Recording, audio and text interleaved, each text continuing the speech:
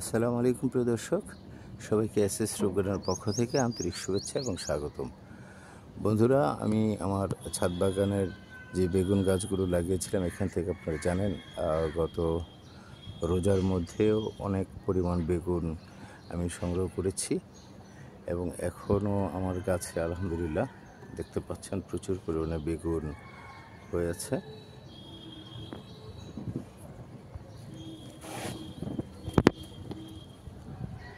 বেগুন গাছের মোটামুটি যত্ন নিতে পারলে খুবই ভালো পরিমাণের বেগুন উৎপাদন করা সম্ভব হয়। ছাদ বাগানে যদিও আপনারা জানেন মাটি সব কিছুর একটি সীমাবদ্ধতা রয়েছে, তারপরও আপনারা দেখতে পাচ্ছেন কী পরিমাণ বেগুন হয়ে আছে আলহামদুলিল্লাহ। সো আপনারা এরকম 3-4টা বেগুন গাছ থাকলে অনায়াসে আপনাদের যে পারিবারিক যে চাহিদাগুলো রয়েছে সেগুলো থেকে আপনি অনায়াসে মুক্তি পেতে পারেন। দেখতে পাচ্ছেন আমার এই বাগানটিতে আমি এখানে খালি জায়গা ছিল, এখানে কিছু ডাটা চারা এখানে লাগিয়ে দিয়েছি এবং এখানে আগেই কলমি শাকের বীজ ছিটিয়ে দেওয়া হয়েছিল, সেগুলো আছে। ইভেন এখন পর্যন্ত আপনারা দেখতে পাচ্ছেন টমেটো আমি দেখাচ্ছি, এখানে টমেটো পেকে আছে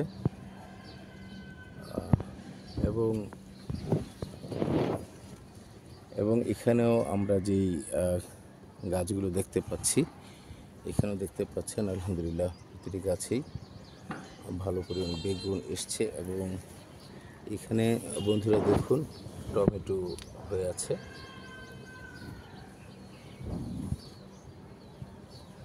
এবং এখানে প্রতিটি জায়গা প্রতিটি ইঞ্চি জুড়ে গাছ লাগানো আছে, কোথাও শাক অথবা কোথাও পেয়ারা গাছ এবং পেয়ারা গাছের এই পাশে আপনারা দেখতেই পাচ্ছেন এখানে বেগুন হয়ে আছে, এখানে করলা আসছে আপনারা দেখতেই পাচ্ছেন, করলা বেগুন এবং টমেটো, ইভেন টমেটো পর্যন্ত এখানে পেকে আছে। এবং আমি লাস্ট আমার ছাদের শেষ কর্নার যেটি সেখানে যদি দেখাই, এখানে দেখতে পাচ্ছেন করলা।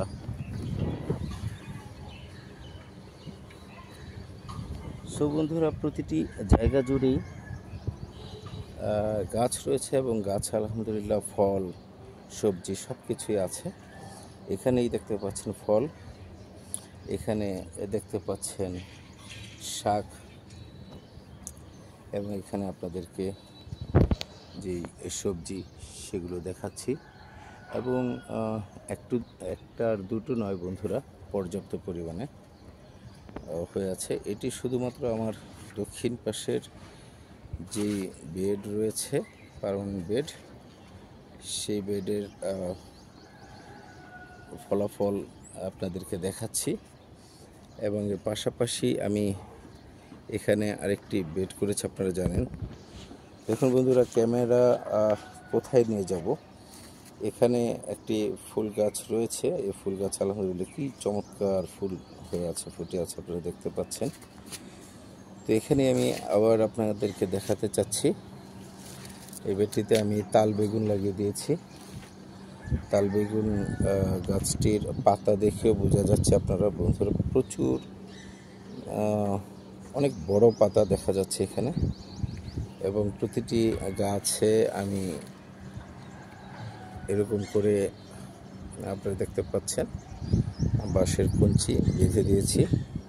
বাঁশের কঞ্চি না বেঁধে দিলে আপনার বাতাসের সাথে সাথে গাছের গোড়া নড়াচড়ার একটি সম্ভাবনা থাকে এবং সেক্ষেত্রে গাছের বৃদ্ধিতে অনেক বাধাপ্রাপ্ত হয়। গাছের গোড়া কখনো যেন নাড়া না খায় সেদিকে আপনাদের খেয়াল রাখতে হবে।